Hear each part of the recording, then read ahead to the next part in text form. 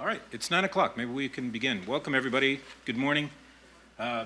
Thank you for coming out on this frosty sort of morning. I'm Anthony Mont. I'm a professor of English across the street at Holy Cross College, where we put on with students and faculty and people from around the community small music festivals every semester. So we're very sort of congenial with this topic this morning. But first, I don't believe we should be strangers, so a sense of the room. How many of you play instruments? Yeah, here we go. Now, of those who play instruments, how many can read music? Pretty good proportion. How many of you are playing in a folk tradition, would you say? Yeah, some, but not all? Great, so now you can inform them. So if you're interested in this panel, folk music is really an example par excellence of living tradition, and the theme of the conference. Because as you know, in a folk tradition, a lot of the music is passed around orally. You learn things orally, so it's not typically, at least in pure forms, like written music. You don't sit there with, you don't sight read folk music. You listen and you pick it up orally. And so it changes. It's very human. It's not machine music. It's not procedural music. Its relationship to pop music, which might be broached here in this panel, is really interesting. The title is, Will the Circle Be Unbroken? What circle? Traditions in folk and pop music. Folk and pop music, in some ways, are in tension. The pop category privileges certain kinds of things, and it's evanescent. It has an emphasis on style. Folk music is a little different than that. And as folk music enters the realm of commerce, things get even more complicated. So these days, I'm sure you are all paying attention to developments in artificial intelligence, the engine Suno, which can create songs from text prompts, folk songs from text prompts. Anything that could be modeled, digitally, or can be understood in terms of form or style can be taught to machines. So for instant gratification, I imagine pretty soon we'll have cars in which we'll get into our cars and say, I'm going to the grocery store, I'd like to hear a song about apples, and I feel kind of upbeat. Can you use that? You use banjo with it. And in about a few seconds, you'll have that kind of song. So this is concerning, should be concerning to everyone. But that's now a global, and probably in the next 25 years will be a global phenomenon, which challenges our concept of folk even more. So challenging times, but in some ways apocalyptic times, which is good because apocalypses are wonderfully clarifying. So we have with us today 3 people who can help clarify all sorts of dimensions of this topic. We have Andrew Tolkmuth, who is assistant literary editor at Word on Fire Publishing. Comes from Asheville, North Carolina. No stranger to folk music traditions there, Andrew. His writing has appeared in New Polity, Dappled Things, and Evangelization and Culture, and other outlets. I'm going to say all the names of these journals because I think we all ought to subscribe and support these kinds of things. He's a native North Carolinian, co-founder and lead organizer of, as you probably read in his bio in the program, the Kingfisher Folk Festival outside of Asheville, which is, I believe, for high school students, or it includes high school students? It's hosted by a high school, but it's for everyone. Yeah. Awesome. Next, we'll have Nicholas Babbage, who is a graduate. I think you know some faculty here that I know. Indeed, I do. Okay. Who is assistant professor of literature and communication at Ave Maria, PhD in medieval literature, and his ongoing book project, Failure in Medieval England, Poetics and Prayer, develops the research that he started conducting during his PhD. He is published in Anglia, Neophilologus, and as his public-facing works, here are more subscription opportunities. Appeared in Church Life Journal, the Harper Review, and The Lamp. which is kind of local, Three Rivers, I think. And last but not least, we will have John Balsboff from Hillsdale College. A lot of time in K-12, which is great. He's now assistant professor of education at Hillsdale, operator of Kairos Educational Consulting, founder and chief editor of Veritas Journal. And in his free time, he enjoys fly fishing. That seems to correlate well with folk traditions. Foraging, same, and photography. And he lives here in South Bend, 5 children, 2 grandchildren. Great, so we will hear 3 papers, 15 to 18 minutes. We'll probably go in this order. I'm hoping that we'll have time for questions. Nobody can actually play this thing, which is in the middle of the table, I don't think. But if you can play the T-Play, please let me know and I can sign up for courses. Okay, Andrew, why don't we hear from you first?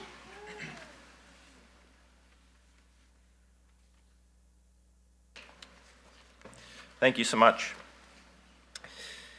Once upon a time, there were 2 men named John. One was a folk singer, and the other was a Catholic professor.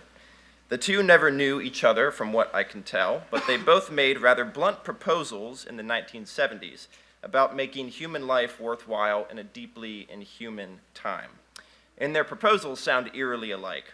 John, the folk singer, naturally put his proposal in a song called Spanish Pipe Dream, which went as follows.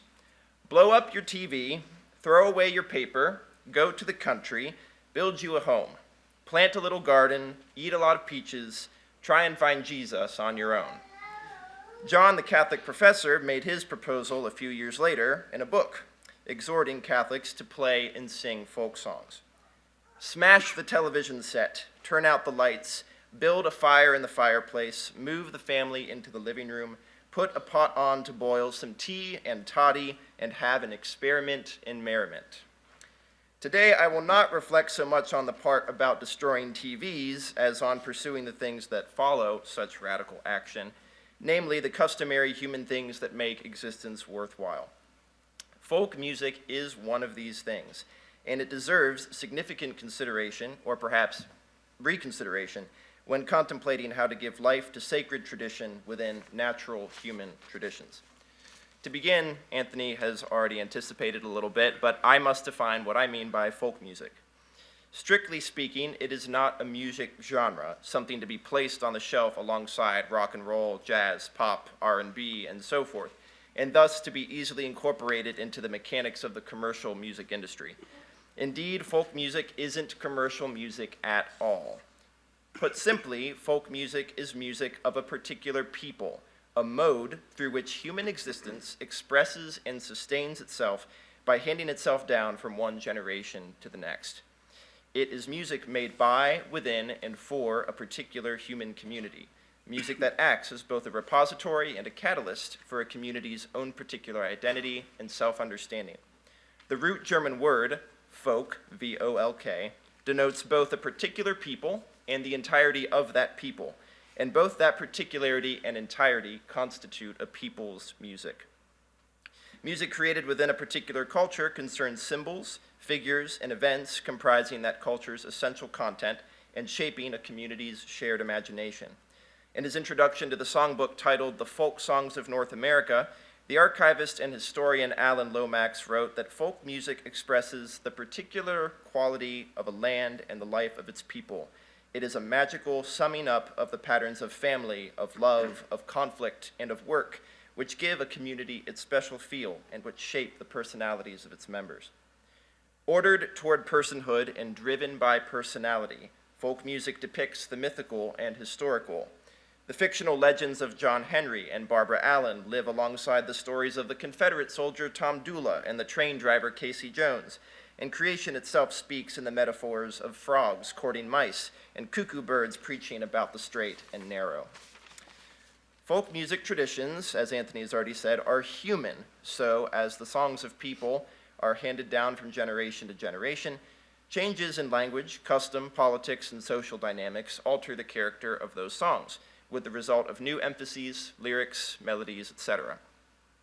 The original essence, however, is regularly maintained. The folk song collector Cecil Sharp notes in his introduction to his 1917 book, English Folk Songs from the Southern Appalachians, that the various communities in southern Appalachia that he visited had preserved, in their own time and without external influence, the dialect and musical traditions from their English ancestors going as far back as the 18th century. The folk song process, Sharp writes, is a cumulative one, the children of each generation receiving from their fathers that which, with certain modifications and additions of their own, they bequeath to their children. Their artistic output varies in character and quality from period to period.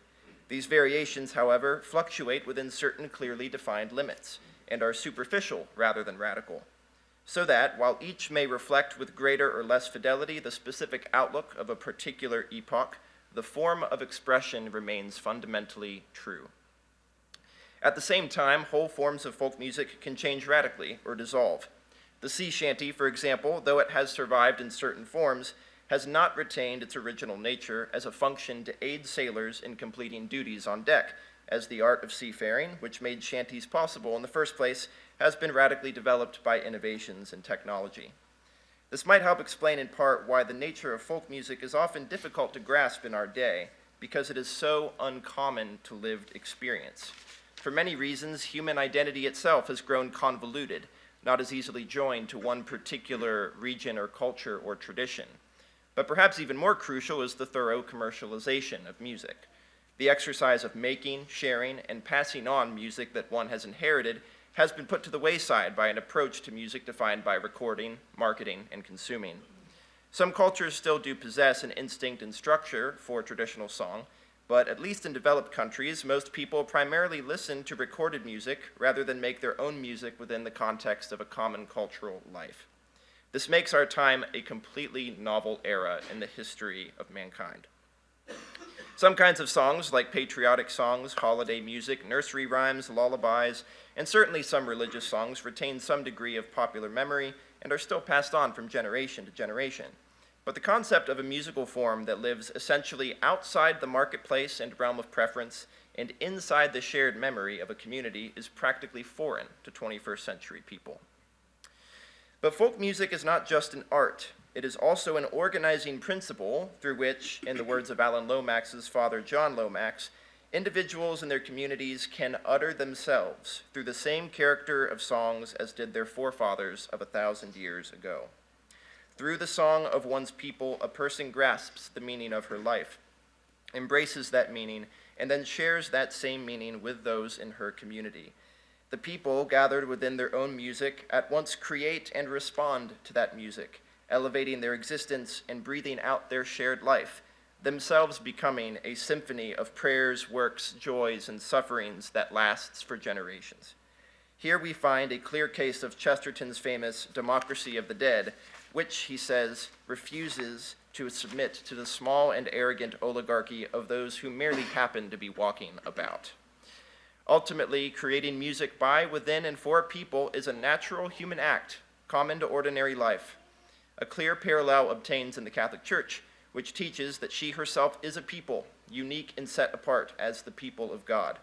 The second chapter of Lumen Gentium states, Christ instituted a new covenant, the New Testament, in his blood, calling together a people made up of Jew and Gentile, making them one, not according to the flesh, but in the Spirit.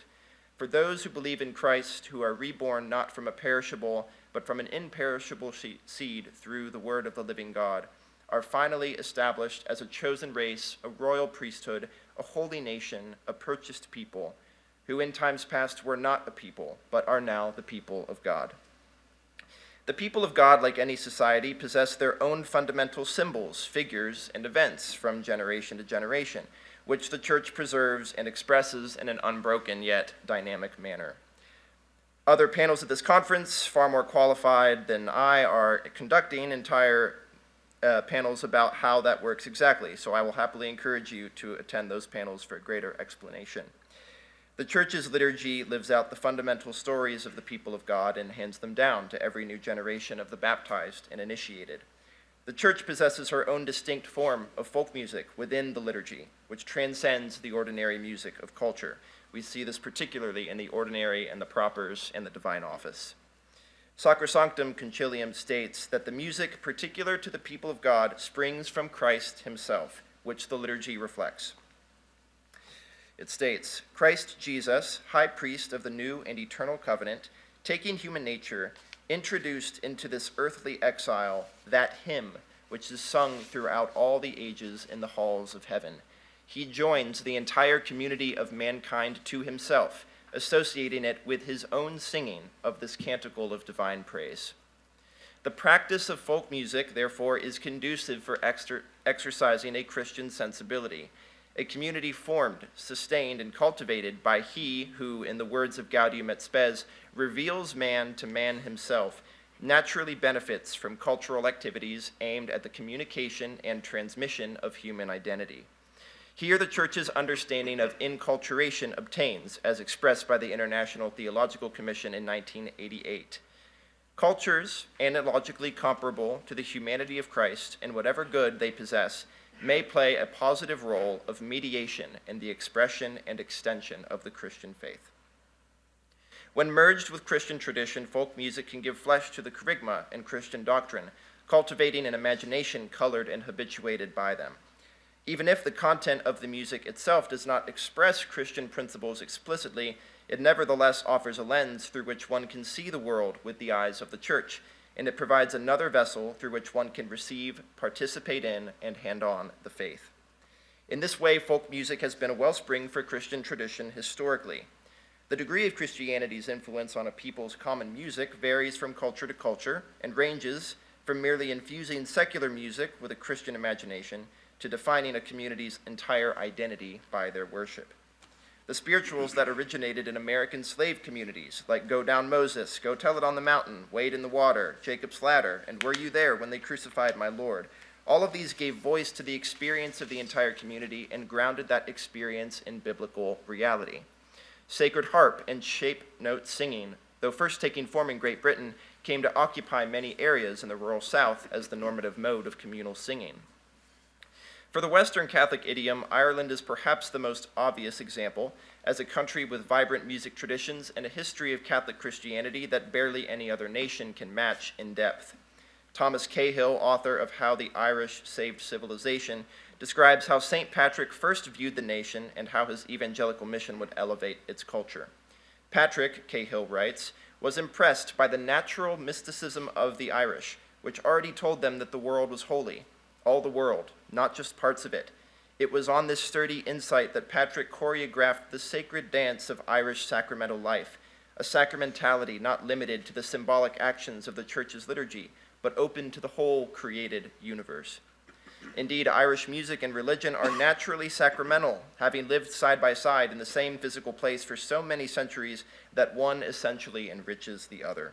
Even if the subjects of songs have nothing to do with the faith, it's a sure fact that countless songs in the history of Ireland were created by Christians who knew the Gloria and the Credo and the Sanctus and the Agnus Dei and the major liturgical chants by heart. Star of the County Down and I Heard the Voice of Jesus Say offer clear evidence that songs of the same culture can naturally abide together in a Christian view of the cosmos, since songs of both head over heels love and fervent Christian devotion can share the exact same Kingsfold tune. A very similar example, and perhaps the closest one to American parochial experience, is folk music from the Mexican tradition, which has an abundant presence in Spanish-language liturgies throughout the continent. Songs like De Colores, which can inhabit anything from the play of children to workers' movements to liturgical worship, demonstrates the power of the Christian faith to animate a culture and its exercise of heritage. The examples I've given are obviously not exhaustive. They are more particular to my realm of experience and perhaps yours as well, but they most certainly do not account for the rich Christian traditions of folk music on every continent. In recent years, particularly in America, folk music has come to the fore in the efforts to invigorate or reinvigorate Catholic life. The present audience probably does not need me to speak at length about the phenomenon of the Hillbilly Thomists, the folk band of Dominican friars who have, by their own admission, captivated everyone from children to homeschooling moms to theologians. They have preached and performed across the world, from the Grand Ole Opry to Rome to the National Eucharistic Congress, even here at Notre Dame, and with widespread press. They have also captivated secular listeners and the mainstream music establishment. Their first album debuted at number 3 on the Billboard Bluegrass charts, and their most recent release, Marigold, debuted at number 2, right behind Billy Strings, who is arguably the most acclaimed bluegrass musician in the entire world. It's very possible, however, that the Hillbilly Thomists would not have the effect that they do on the American church and the secular scene without their forerunners, the Stillwater Hobos, the band founded at the University of Dallas, which multiple members of the Hillbilly Thomists first belonged to. The output of the Stillwater Hobos was quite small by typical standards. One full-length record titled My Love She's in America, which saw very little physical release, but generous availability on streaming platforms, and one EP and a few singles with B-sides that are available only on Bandcamp. The band broke up 10 years ago to literally no fanfare, and yet in the ensuing decade, the Hobos have caused a revolution in Catholic music and culture. Judging from streaming standards alone, their song Saint Therese might possibly be the most popular non-liturgical Catholic song in America in the 21st century. Just look it up on Spotify. Saint Therese alone has over 500,000 streams, and the album itself collectively has over 1 million. This, by the way, given the context of the band not existing for over 10 years. No social media, no promotion, no use of AI, none of this. And yet this life continues to exist with their music. I would wager that what they have achieved in an era that has lasted longer than the band did is sufficient to prove the real possibility of a contemporary Catholic American folk music, which, as many have witnessed, is fully underway with the Hillbilly Thomists leading the charge. What this all affirms is the reality that folk music fills a gap in sharing and handing down the Catholic faith. In the words of Father Simon Teller of the Hillbilly Thomists, folk music is music that functions within the Christian life outside of the liturgy. Catholics seem to need a common music shared by fellow Catholics that is generative and unitive for communal life beyond worship. What this looks like practically can take forms as diverse as human existence itself. The Stillwater Hobos started out praying the rosary and playing traditional songs around the campfire and singing hymns to Our Lady. This has seemed to thrive on college campuses across the country, from Thomas Aquinas College on the West Coast to Belmont Abbey College on the East Coast. It could look like parishes prioritizing music making in the fellowship hall to celebrate major feasts. It could look like incorporating folk music into student life at Catholic schools. At Gregory the Great Academy in Pennsylvania and my own alma mater, Canongate Catholic High School in North Carolina, this has resulted in students and alumni recording music albums and starting music festivals. It could look like refining our attempts to enculturate liturgical music, from giving special attention to ongoing parish efforts to composing new masses, as Frank LaRocca has done recently with his Mass of the Americas. For Catholic families, it could maybe even look like smashing your TV and diving into songs of heritage together, or reviving songs once learned in childhood. The key, it seems, is to get back to basics, discovering the stories that bind us and learning to make music in the most human ways possible. This was what the two Johns were getting at, John Prine with his song Spanish Pipe Dream, and John Sr. with his exhortation to make folk songs. Folk music is music fully alive, and the glory of God is man fully alive. Through the sharing of common music, we may yet find an old path made new to glorifying the Lord by our lives. All it takes, to borrow a line from Bob Dylan, is to know our song well before we start singing. Thank you.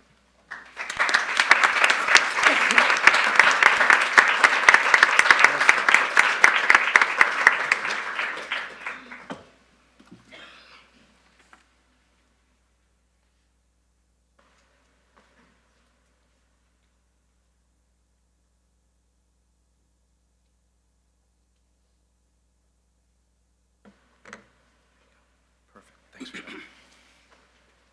All right, good morning, everybody.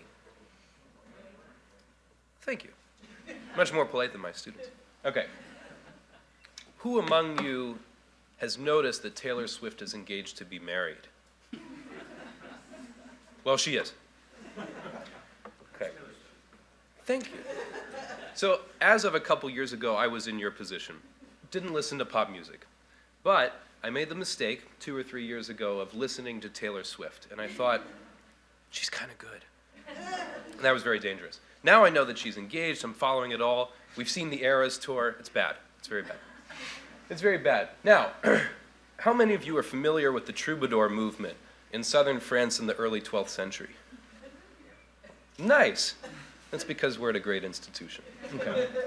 Now, the question, the sort of essential kernel of a question that I want to ask for us today is, can we consider Taylor Swift a troubadour? No, because the female troubadour word is troubadourites. Can we consider Taylor Swift a troubadourites? Right? That won't be on the exam. Okay. In addition to asking that question, right, is there anything common between this movement, the troubadour movement, almost 1,000 years ago, and pop music? In addition to asking that, I want us to investigate if there is a similarity, right? Are we stuck? Does anybody listen to Taylor Swift's new album? Does anybody listen to her songs about her fiancé? Don't. Don't. So my second question is, if there's anything in common between this very ancient tradition and this fairly modern one, right, is there another path? Can we see the good, bad, and the ugly and come out on the other side with something really, really excellent? Spoiler alert, it's the Hillbilly Thomists, but that's beside the point. Okay. Before we get into the nitty-gritty, I want to give you guys a little bit of historical background. I'm going to talk about two words that I'm going to use interchangeably, courtly love and fin amour. Right? These two words, one very old, one medieval, fin amour, right?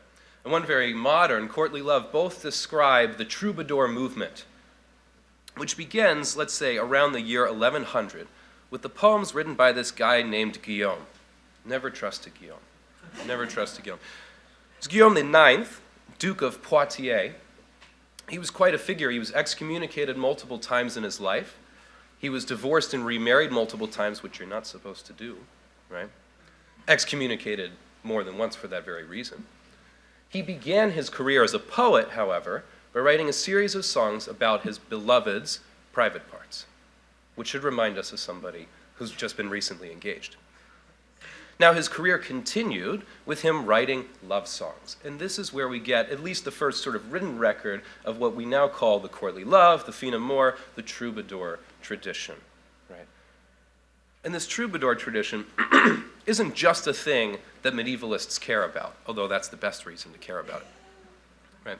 Throughout the Middle Ages, we get a huge proliferation of fin amour lyric poetry, courtly love poetry. And this courtly love poetry is unique in a few ways, and I'm going to get into that in a minute, right? These are short, lyrical songs accompanied with some instrument that looks like that I can't play. Right? People love it. And they love it because it's about love, and we all love love. They love it because the aristocrats love it, and we always love what the people in charge love, right? And we love it because it pretends to be very rustic, right? To come from the people, like folk music. So there's all that circulating around. Okay. That continues through the Middle Ages, and by the early modern period, Shakespeare, Thomas Wyatt, we get madrigal songs, right? Developing directly out of the troubadour, courtly lyric tradition, songs sung in multiple voices. Polyphony is becoming a big thing, right, in the English Renaissance and the Southern European Renaissance, right? And that takes us almost to the 18th century, when we get sort of the golden age of folk music, and Andrew very aptly talked about a little bit of this. Especially in the British Isles, people get obsessed with what the common people are singing to each other, right? And in many ways, this is where we get our modern folk music tradition from. People start writing down these songs that either are traditional or at least appear traditional. Some of them are going to be these troubadour lyrics, or the sort of descendants of these troubadour lyrics. Folk music becomes a big thing, especially in the literary world. Anybody read Ivanhoe? Don't. Sorry, there are a lot of prohibitions in this talk. Yeah. Sir Walter Scott loved Scottish folk music. He was big into this. Okay.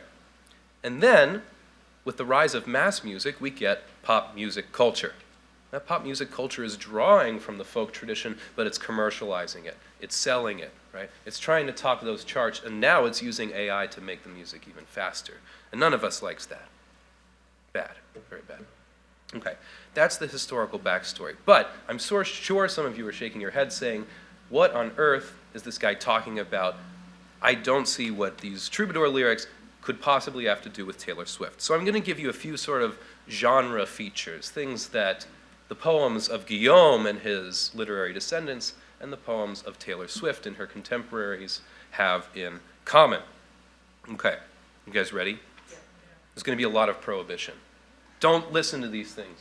Okay, good. The first feature that I find really common in courtly love poetry is what I'm calling indulgent eroticism. And I've got a little example for us here. I think for sake of time, I won't read it all. Suffice it to say, this is a prose romance written by a very famous woman writer of the Middle Ages, Marie de France. It's about a knight named Lanval. He's going on some missions for his lord, and he starts riding through a meadow. And he sees this beautiful tent, magical tent, constructed in the middle of this meadow, nobody around. But inside it, there's a beautiful woman half naked, and she says, "If you sleep with me and pledge your fidelity to me forever, I'll keep sleeping with you." And he's like, "Sounds great." Right? And so the rest of the romance is a story of the consequences of this liaison. And don't worry, everything ends well. Okay. I have this passage quoted for us here because we get a lot of sort of indulgently erotic features that we'll see in some other music that you should never listen to. A couple things I want to point out is early troubadour music is big on reversing gender roles, right? You know, in the Middle Ages, men were mean to women, and they were always in charge of them, right? Not true, right? There were other paths, right? And one of these other paths was essentially a reversal of that stereotypical gender power hierarchy, right? Now the women are in charge, right? And the women are going to be just as mean to the men as the men are, right? So this woman who sort of brings Lanval into this liaison with her has total control over his life, and he's all about it, right? In addition to this, the passage that I didn't quote for lack of time shows us fetishized sort of delay of an erotic liaison, right? It's close. We're almost there, right? We're almost going to sleep with each other, but we don't quite, right? We're going to see very similar things in very contemporary music. Does anybody listen to Luis Fonsi's single, Despacito? Come on, you all have. I only discovered it recently, and I don't really know Spanish. So I was like, oh, this song's really interesting. Some of the lyrics sound really fascinating. And then I looked up a translation. I'm not going to read any of them for you. I'm not going to read those lyrics. Don't read them. You can listen to the music, it's fine, but don't listen to the lyrics. Right? We're going to see a lot of these similar features, right?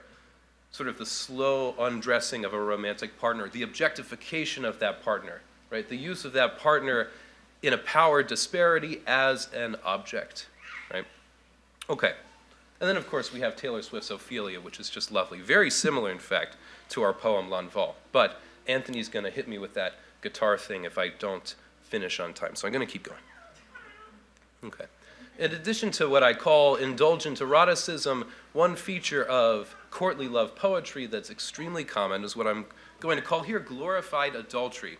I have for you a few sort of bullet point excerpts from a lovely text called De Amore, on love. It's a Latin treatise written by a cleric and scholar named Andreas Capellanus. This is an interesting name. It means Andrew the Chaplain. We wonder what kind of chaplain he was. He has a few sort of principles of love that he outlines for a young aristocratic man who he wants to teach to love well.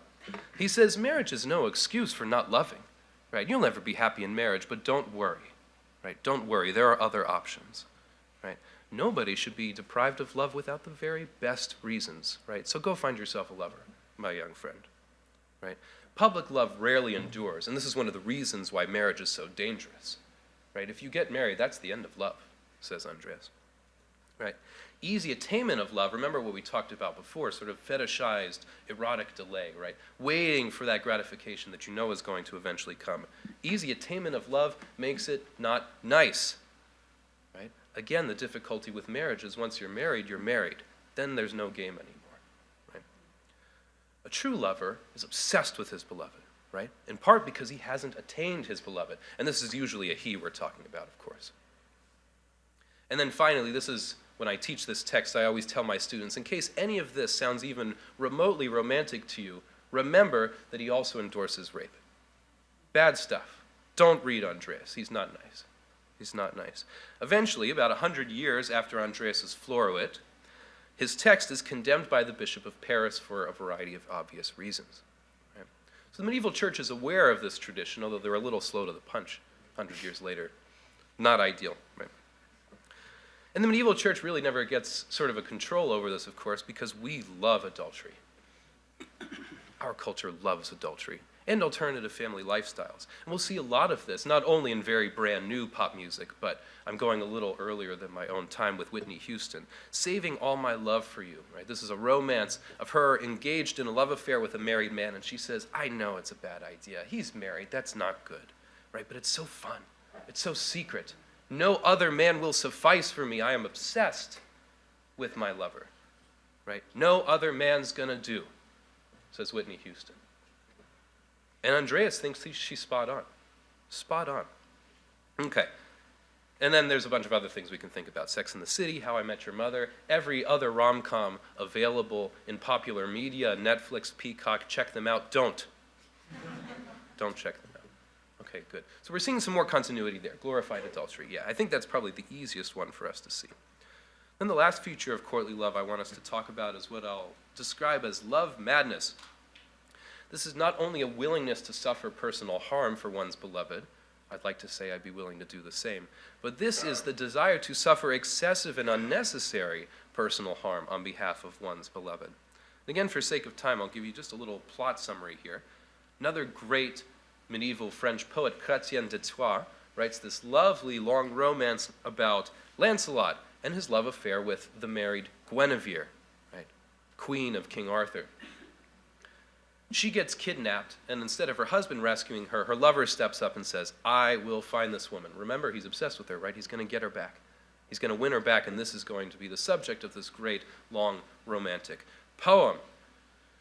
At one point in his adventures, he's confronted by two bridges crossing a stream. He needs to get across to get to Guinevere. One is undefended. The other bridge has a pride of lions on the other side looking very hungry. And if that wasn't scary enough, the bridge itself is a sword blade with the blade part pointing upward. Classic bridge construction. Very medieval. Very medieval. And he's traveling with two knight buddies, and they say, just cross the normal bridge, man. He's like, no, I love Guinevere more than that. I am crossing that sword bridge. And he does. And he goes all the way over, and he fights those lions, and he wins, and he saves Guinevere, and they're in each other's arms by the end of the poem, right? This is fin amour, the best kind of love, right? This is the kind of love that the troubadour tradition proposes to us as ideal. And they're not the only ones. Anybody listen to Bruno Mars' Grenade? I'm stretching it a little bit here, but he's really excited about jumping on that grenade. He's really excited about it. Right? Vanessa Carlton's 1,000 Miles. I think she's kind of a one-hit wonder. See, this shows my lack of pop culture knowledge. Right? I'll walk 1,000 miles just to do it. Right? Just to do it. Okay. Now, so Anthony doesn't beat me off stage, I'm going to keep going for a minute. What I want to propose to us is that courtly love is a referendum on medieval Christian mores. Right? Marriage is bad. Prudence is bad. Virtue in and outside the bedroom is bad. Instead, we want to indulge in our passions, right? We want to cheat on our beloved. We want to chase that high. Right? We want to chase that high that comes with the best kind of love.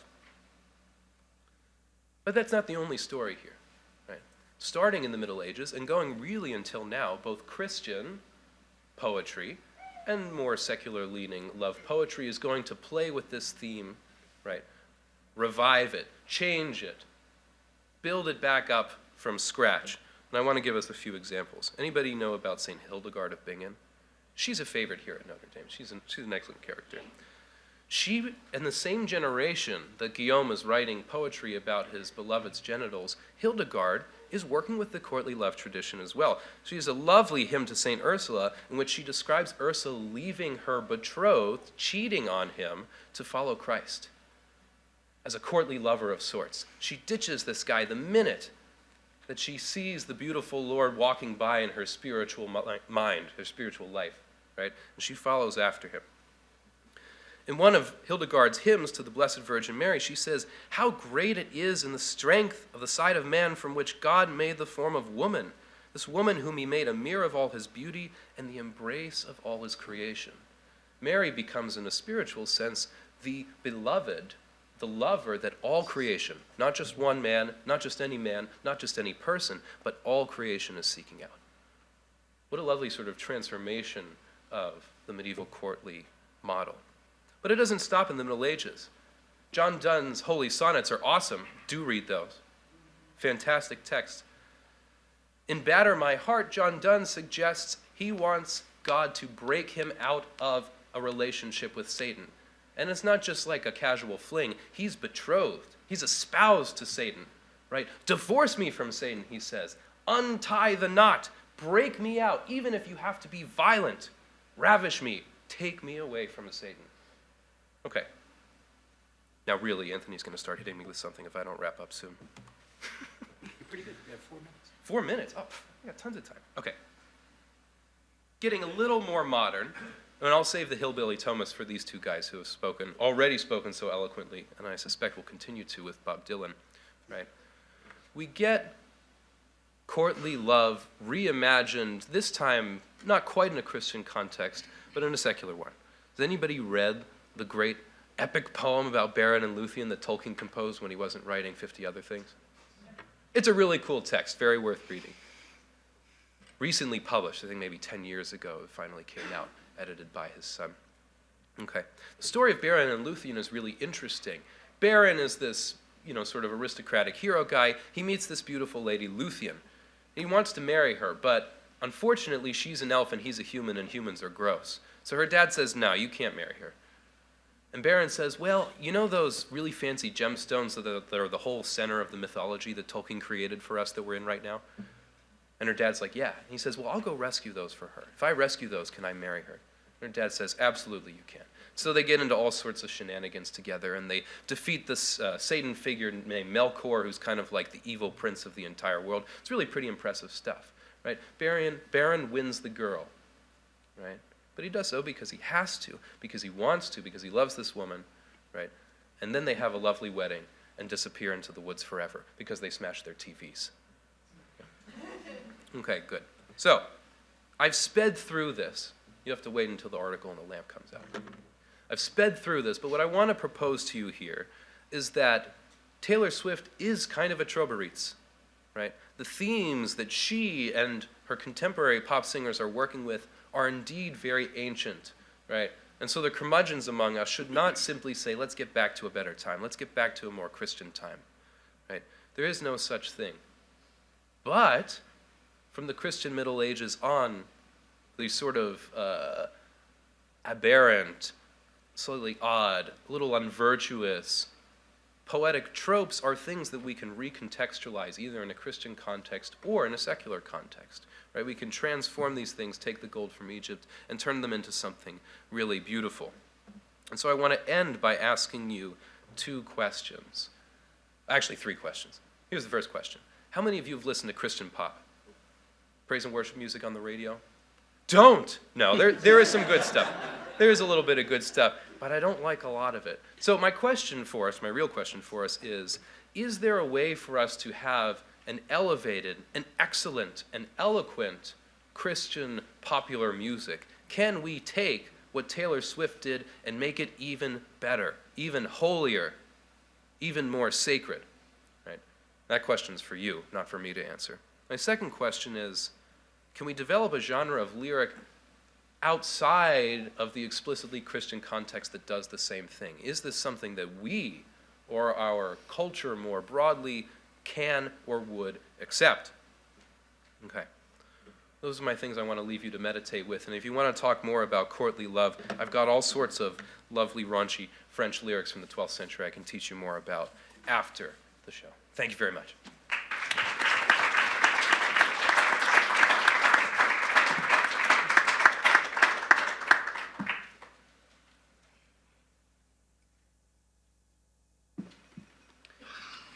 Thank you, Nicholas, for making me feel quite old by putting Whitney Houston far outside your experience, but there you go. In October of 2016, the Swedish Academy awarded American singer-songwriter Bob Dylan a Nobel Prize for Literature for having created new poetic expressions within the great American song tradition. And the New York Times immediately called it the most radical choice in the history of the award. A great deal of hand-wringing and pearl-clutching by the literati followed. Dylan himself completely ignored the announcement for 2 weeks, eventually declining to attend the ceremony citing pre-existing commitments. But finally, on June 5th, 2017, only a few days before he would have been disqualified, he met the lone requirement for the award by releasing a 27-minute Nobel lecture on YouTube, accompanied by gentle piano backing. The subject he chose was at the heart of the controversy: how exactly my songs related to literature. After opening with a tribute to Buddy Holly, Dylan identifies two great influences upon his own art: the folk music tradition and the great books. Beginning with the first, Dylan writes, "By listening to all the early folk artists and singing the songs yourself, you pick up the vernacular, you internalize it. You sing it in the ragtime blues, work songs, Georgia sea shanties, Appalachian ballads, and cowboy songs. Folk lingo was the only vocabulary that I knew, and I used it." But if the folk tradition is Dylan's vernacular, this second influence would come to constitute his learned dialect. Of that second influence, he says, "I had something else as well. I had principles and sensibilities and an informed view of the world. Learned it all in grammar school. Don Quixote, Ivanhoe, Robinson Crusoe, Gulliver's Travels, Tale of Two Cities, all the rest. Typical grammar school reading that gave you a way of looking at life, an understanding of human nature, and a standard to measure things by." The bulk of Dylan's Nobel lecture is a visionary summary of three of those books: Herman Melville's Moby Dick, Eric Maria Remarque's All Quiet on the Western Front, and Homer's The Odyssey. Both the folk tradition and the great books are more than artistic vocabularies for Dylan, however. Here's how he describes what you get out of listening into and playing all those folk songs. "You know that Stagger Lee was a bad man and that Frankie was a good girl. You know that Washington is a bourgeois town, and you've heard the deep-pitched voice of John the Revelator. You heard the muffled drums and the fifes that played lowly, and a lot of your comrades have been wrapped in white linen." More than a repertoire of songs to perform, the folk tradition is both a world unto itself and a way of seeing the world. The same is true of the great books. After describing Odysseus's wanderings in his lecture, Dylan says, "In a lot of ways, some of these same things have happened to you. You too have had drugs dropped into your wine. You too have shared a bed with the wrong woman. You too have been spellbound by magical voices, sweet voices with strange melodies." For Dylan, both of these influences are very much a living tradition. In the rest of this talk, I hope to show how Dylan ultimately fused these two influences in his work and suggest that his artistic process is an exemplary instance of how to develop a moral imagination within a living tradition. I'll also take a moment to consider the question, what is folk music? It's a loose term, but generally speaking, folk songs have usually been transmitted orally, evolved over time, and exist in multiple variations. Their origins are often murky at best. But folk music is all about a communal possession, a tradition connected through borrowing, appropriation, and reinvention. There is no definitive version, no copyright. On his first album, for instance, Dylan lifted the tune for Song for Woody straight from Woody Guthrie's own ballad, 1913 Massacre. But Woody wouldn't have cared. That's the essence of folk music. In a 1962 demo session, Dylan recorded a song called Farewell. And for it, he took the Leaving of Liverpool, an English sea shanty, and transformed it into an American hobo song. In the original, a sailor sets out from Liverpool, bidding farewell to Prince's Landing Stage and the River Mersey. He's off to California, but promises his true love, "When I return, united we shall be." In Dylan's version, the speaker doesn't know exactly where he's going. He's bound off either for the Bay of Mexico or maybe the coast of California. And unlike the English sailor, he's not hired on to anyone for pay. He's just hoping to strike it lucky on a highway going west. Nor is there any talk of marriage only the vague suggestion that he and his true love will meet another day, another time, and his promise to write. The folk tradition is rich, and Dylan was good at working within it. In fact, if that was all he ever had, he could have had a long and successful career as a produce department manager in some Midwestern grocery, playing late-night coffee shops and county fairs on the side. But Dylan did have something else, and it finally burst out in A Hard Rain's A Gonna Fall, written in 1962 for the album The Freewheelin' Bob Dylan. It also borrows from a traditional folk song, the Anglo-Scottish ballad Lord Randall. In the ballad, Lord Randall's mother asks a series of questions, beginning with, "Where ha' ye been, Lord Randall, my son? And where ha' ye been, my handsome young man?" In the ballad, it turns out that the handsome young man had been on a picnic where his true love had fed poisoned eels to him, his dogs, and his hunting hawks. And in the last verse of most versions, he dies cursing her name. Those who know Dylan's appropriation of the ballad will have already recognized that he adopts the question in a straightforward manner. "Oh, where have you been, my blue-eyed son? And where have you been, my darling young one?" But what follows is as electric as any guitar Dylan ever plugged in. The blue-eyed son answers that he has been 10,000 miles in the mouth of a graveyard. What had he seen? A newborn baby with wolves all around it, and a highway of diamonds with nobody on it. He hears the song of a poet who died in the gutter, and the sound of a clown who cried in the alley. Meets a young child beside a dead pony, and a young girl. She gave me a rainbow. But in the end, he's determined to head defiantly back out into this strange world, where hunger is ugly, where souls are forgotten, where black is the color, where none is the number. And I'll tell it and think it and speak it and breathe it and reflect it from the mountain so all souls can see it. Then I'll stand on the ocean until I start sinking, but I'll know my song well before I start singing. And it's a hard rain, it's gonna fall. Reflecting upon this song, Dylan would later call it the first three-dimensional song I ever wrote. And those extra dimensions come from the principles and sensibilities he derived from the great books. It's worth listening to a couple of passages from his Nobel lecture in the context of A Hard Rain's Gonna Fall. You can almost hear the proto-lyrics in his summary of what he took away from reading them. Here's a short passage from his description of Moby Dick.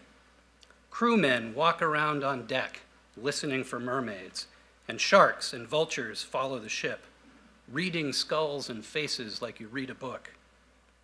He calls All Quiet on the Western Front a horror story, a book where you lose your childhood, your faith in a meaningful world, and your concern for individuals.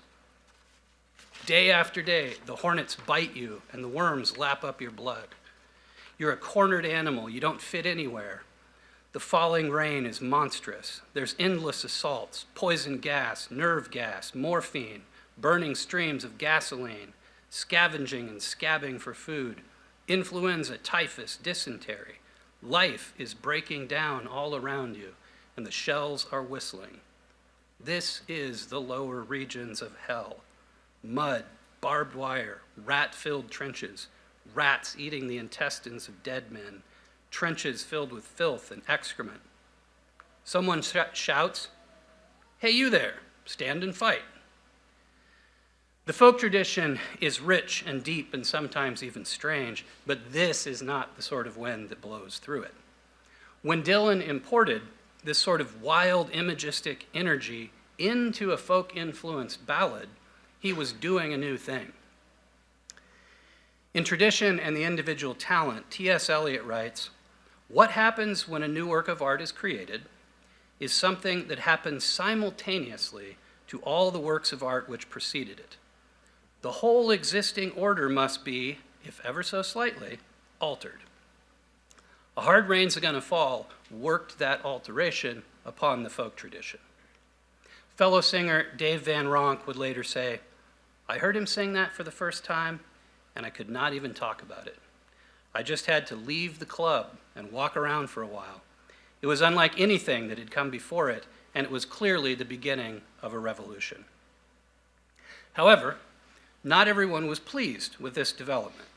The rift didn't show up immediately, but this creative explosion put Dylan on an inevitable collision course with the 60s folk scene. It's important to note that the folk scene at that time is not the same as the folk tradition. The folk tradition is as vast and undiscoverable as the ocean. The specific folk scene of that era was a much narrower slice of Americana, the apex of a movement we now call the American Folk Revival. That movement had always had a political edge, and A Hard Rain's Gonna Fall itself was widely accepted because it was perceived as a protest song. It fit the narrative and the politics of the moment. Some even mistook it for a topical song about acid rain or nuclear fallout, which Dylan did not like. Unfortunately, just as Dylan's experimentations were broadening his own horizons, everyone around him seemed to be narrowing theirs.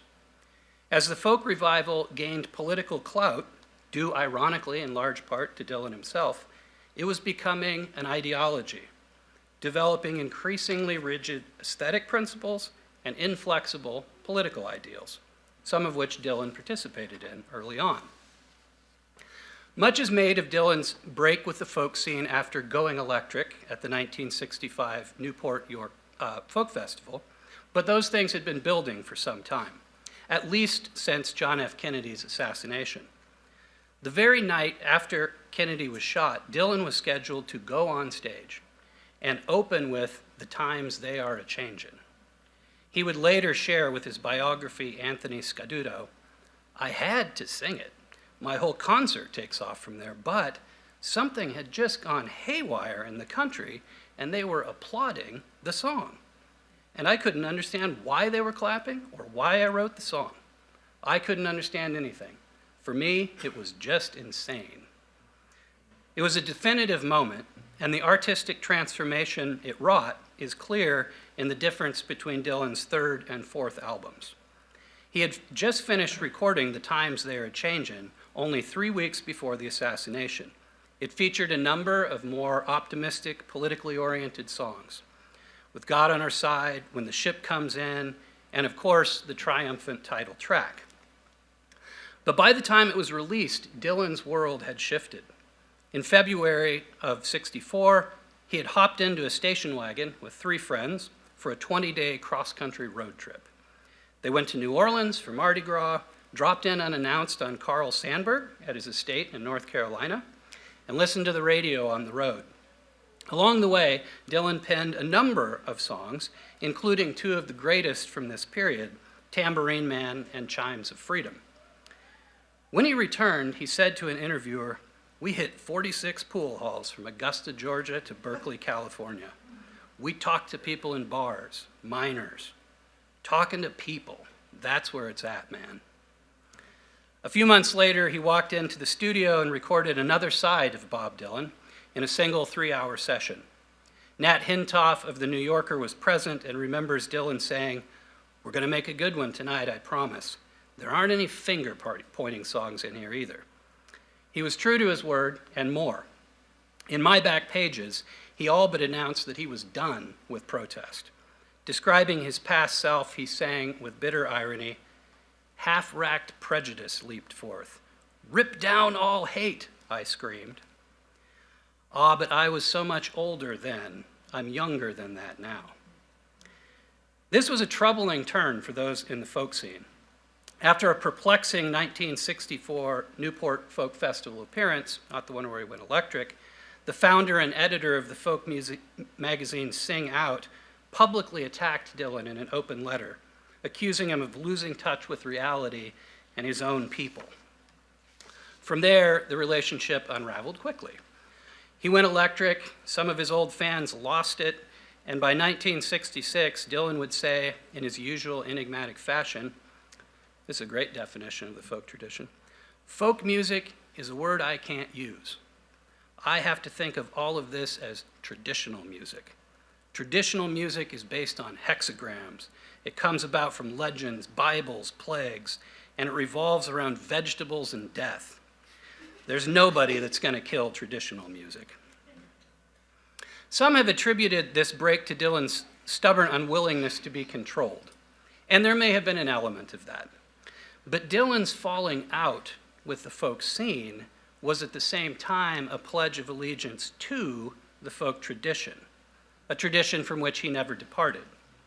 Throughout his life, he has never ceased to draw from and celebrate that influence. Since 2006 alone, he's hosted over 100 weekly podcasts on his theme time radio hour. For a full hour, he would spin songs, tell jokes, and provide background information. He's released 3 albums of his own covers of songs from the Great American Songbook. Most people don't know about that. And then in late March of 2020, he dropped what would turn out to be his very first #1 hit, believe it or not, Murder Most Foul. It's a 17-minute song about the Kennedy assassination. And the last 7 minutes are an extended list of song requests made to Wolfman Jack, the famous DJ, to keep playing all the old songs. These were not nostalgia projects for Dylan, though. As he said of Murder Most Foul, I didn't think of it as a glorification of the past or some kind of send-off to a lost age. It speaks to me in the moment. It always did. Nostalgia is the memorial to a dead tradition. Dylan is a part of a living one. And I now want to suggest that Dylan's artistic development within this single artistic tradition that holds folk music and great books together is a model for the development of the moral imagination within a living moral and spiritual tradition. For anyone unfamiliar with the term, let me offer a brief account of the moral imagination. Russell Kirk described it as an enduring source of inspiration that elevates us to first principles as it guides us upwards towards virtue and wisdom and redemption. Vigan Garoyan describes the activity of this imagination as a dialectical process by which the self first makes metaphors and then employs these metaphors to find and suppose moral correspondences in experience. Such metaphor making happens through stories.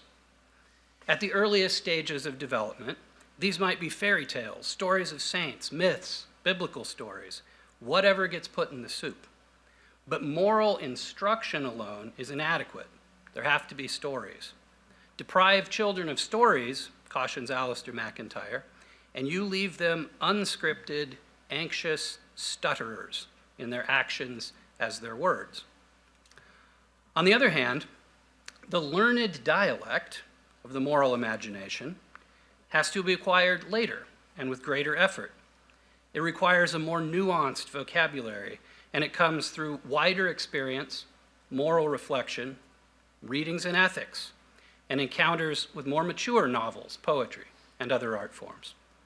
In a perfect world, we would all develop in such a way as to preserve the moral clarity of the vernacular while allowing for the ethical sophistication of the learned dialect.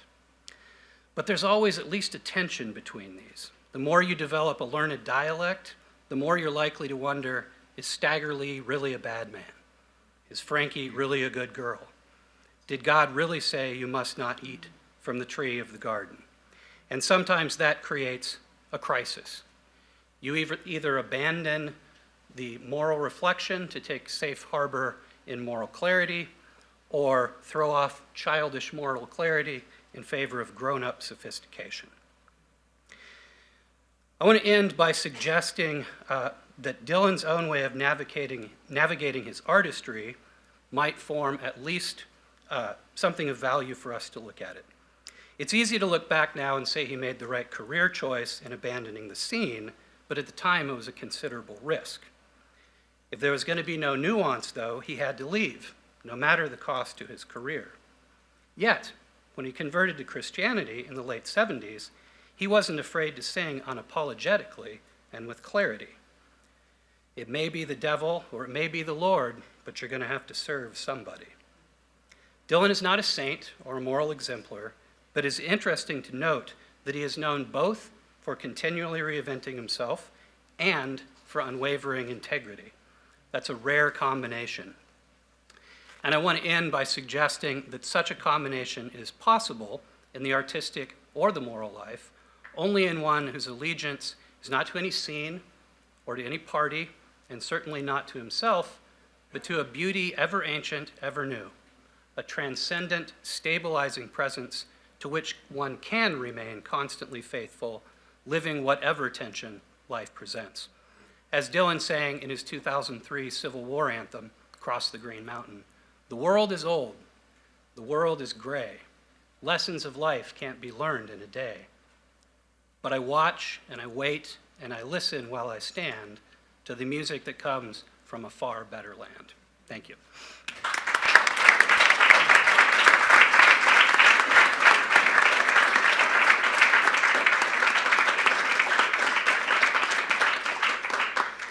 Thank you all, and thank you for these lovely papers. We have time for some questions. If you keep the questions short, we would have time for more of them. But we welcome them from the floor. There is a microphone that's going around, so please use that. Thanks, everyone. My name is Eddie Jakovic. I work here at Notre Dame at our Institute for Social Concerns. I love the panel. I had a question for, Andrew. Hello. I was thinking as you were talking about, we did like a little mini folk music thing here over the summer, and one thing we talked about with it was how there seems to be a death of communal participation in music, especially in the United States, how people seem to have an aversion to putting themselves out there in a way of singing in groups. And I see this both in terms of like the death of things like communal folk music, but also in just liturgical participation. Like to get more than 10% of a congregation singing in a Catholic parish is near miraculous. And I was just curious what your thoughts are if you've been considering this kind of thing as you've been thinking about all the things you talked about. Like what thoughts do you have on this kind of dearth of communal participation when it comes to music? Yeah, I think about that quite a bit. It's a pressing concern as a husband and a father, just trying to teach my own child what music means. I think my own personal opinion is that we just need a different kind of framework when it comes to our relationship to music generally. When music is primarily filtered through your smartphone, through a streaming service, right? And like that's your primary relationship with music, that's not communal. That is isolated and individual. And when you habituate that, right, like, and make that like the cultural approach to music generally, it's no wonder that people are going to be like stunted. That McIntyre quote about the unscripted, anxious stutterers, I think, applies to music as well. When we don't have a culture of sharing and handing down and giving music to each other, that I think once used to be common. But the consumerism that's basically taken over our relationship to music, I think, is what needs to be combated the most. I hope that answers your question. Thank you. I have a question for Nicholas and one for John. Nicholas, could you add some thoughts about the role of St. Francis in the account you gave? And John, can you talk about the assertion that Dylan is no longer Christian and maybe mention some of the lyrics in his later albums that speak very clearly to his Christian faith? Great question, Bill.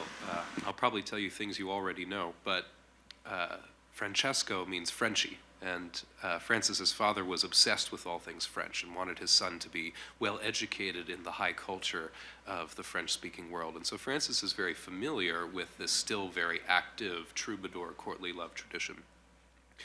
And when he composes the few bits of lyric that we have left from him, he clearly has this tradition in mind. the meter of the poetry, the language of the poetry, and to a certain extent even the theme of the poetry is spot on, right? And I think in many ways Francis considers himself, even after his sort of conversion experience, to be a troubadour, right? Now a troubadour for Christ, and he won't take up, let's say, the more indulgent erotic themes as much as somebody like Bernard of Clairvaux in his sermons on the Song of Songs, or somebody like Hildegard does. But he sees himself as sort of the spiritual equivalent of that social role, the role of the troubadour in society. So I think you're spot on there. Yeah, as quickly as possible. Here's one thing. There was a photo of Dylan from a couple of years ago coming out of a coffee shop somewhere. And he had this fat Bible where lots of different tabs were in it. So you know he's reading it. You know, that's how you know you're really reading it. So he clearly still engages with the Christian tradition. I think it's complex. In the same way he may have had to bolt from the folk scene, I think he bolted from the Christian scene of which he was a part right after his conversion. But some of his lyrics, you know, that last bit I read, "Watch and wait while I stand to the music that comes from a far better land," that's a very late song, like 2006. And then his big song about the sinking of the Titanic reads like a biblical apocalypse. So I think he's a bit like Simone Weil in that his relationship to former religion is tense, but there's almost no doubt he has a genuine spirituality centered in what we would call Christianity. It just might look a little different. My question's for Dr. Babich. You spoke about sort of two models, the Hildegard and Hillbilly Thomist model, which is taking a secular genre and then explicitly Christianizing it in content, and then the Tolkien model, which is taking a secular genre and purifying it. Even to use another Tolkien phrase, it's purifying the language of the tribe, as it were. So which of those, well, I would just like to invite you to speak a little bit more about how those two interrelate and what role they have in our modern world, and perhaps any thoughts you might have as to which one is the greater apostolic priority for Christians in the arts. Thanks for that question, Mr. McGuire. That's an excellent question. I think what, well, let me go back to Taylor Swift, since we love her so much. There has been a lot of talk on sort of the right side of the political spectrum that Taylor Swift is bringing about a revival of traditional values. Now, I don't know what traditional values they're talking about, and I don't know if she's reviving them. But there are, for lack of a better word, sort of examples of this sort of thing happening in her new album, where she's singing about how much she loves this new fiancé of hers. She just wants a few children. They want to live in a suburb. They want to have a white picket fence, right? Now, be that traditional or not, at any rate, she is representing, something other than the culture of glorified adultery, something other than indulgent eroticism, although that'll be the next song in the album, right? So we do see this in a secular context. And I think it's a little crude, in part because the secular context right now is very crude. Like, it's hard to have a sort of nuanced account of what a pure love would look like outside of a sort of spiritualized context. Now, which one's more effective? I mean, the Hillbilly Thomists are the ones topping the charts, and they're only being competed with by Taylor Swift in her own sphere. So they seem to both be fairly effective. I think the real question is whether the Taylor Swift model actually is proposing a more nuanced, a more complex, and a more virtuous love, right? Whereas I think sort of the Hillbilly Thomist model fairly definitively is. We have time for one last question, please.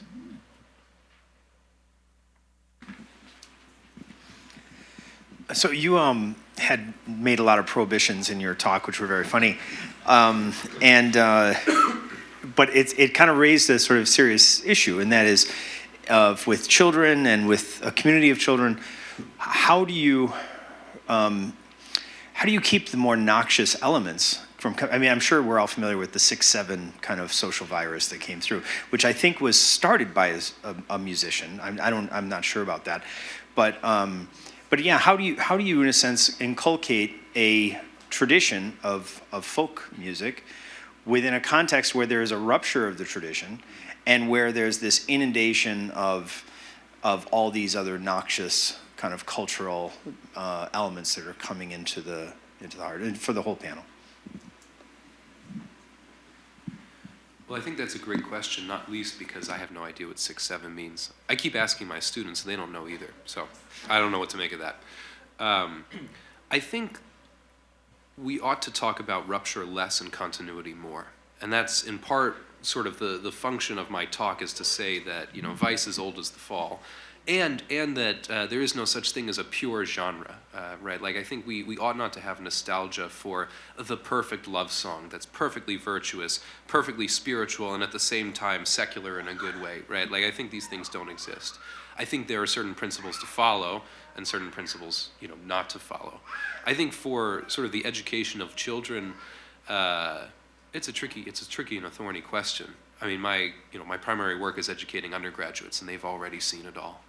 And so for them, the work is rehabilitative, right? Like, okay, yeah, you've listened to a lot of Taylor Swift, and sure, she's pretty cool, but also, like, it's a little trite, right? Like, by the time we're talking about Knocking on Wood, it's no fun anymore, right? Like, this isn't a fun genre, but there are interesting things that she's doing, and here are the interesting things she's doing, right? Here are the Hillbilly Thomists. Here are the interesting things they're doing, and what they're doing is not sort of preaching a gospel of whatever you want to call it, Fina Moore, courtly love, but something a little more excellent. So it's a bit of a non-answer, but I think it's our culture is a bit of a seamless garment, right? And you've got to just go to the parts that are more effective, more virtuous, more good at teaching things. As a young parent, I also am very concerned about this, and though I'm pretty inexperienced because I have just one 3-year-old daughter, I'm still very, very new to this whole idea. But the one thing I would say is I think we just have to more intentionally set the tone with our kids and their relationship to music. Like, let music be a living thing within the home. I sing folk songs to my daughter to sleep every night intentionally for different traditions. And cultivating her imagination from the very earliest years, and giving the idea of music in that context, rather than making it like a purely subjective thing. Like, oh, let's see what you like and what you kind of gravitate toward, and we'll indulge that. I think, yeah, just presenting music as a living thing that doesn't necessarily belong to us and isn't necessarily,